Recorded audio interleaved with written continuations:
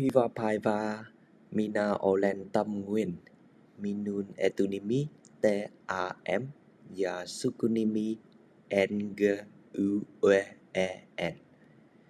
Olen Kexiquimenta Uxi Vuotias Ya Olen Kotoisin Vietnamista Minun Sinti Ma Paiva On Heina Kusa Keksituhata Nelia Minula on Lyhyt Musta Tukka ja Silmalaset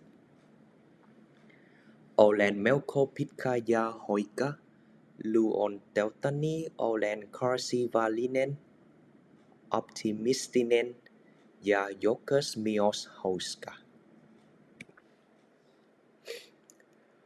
Asun Pienesa Taloisa Aitini Kansa Ho Chi Minh Kaupungisa Joka on Vietnamin Surin ja Vilkain Kaupunki Say on Kuluisa Ruastan Marmar Kaistan ja Vilkaista Kaduistan Olen Opiskelen Kansai Valista Liketoiminta Romassa Suomessa Roma on tunnettu vanhasta kaupungistaan ja kaunista saaristoistaan.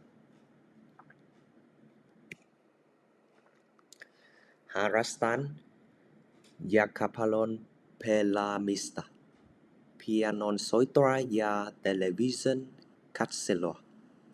Soitan pianoa kokouksa piirissä 5.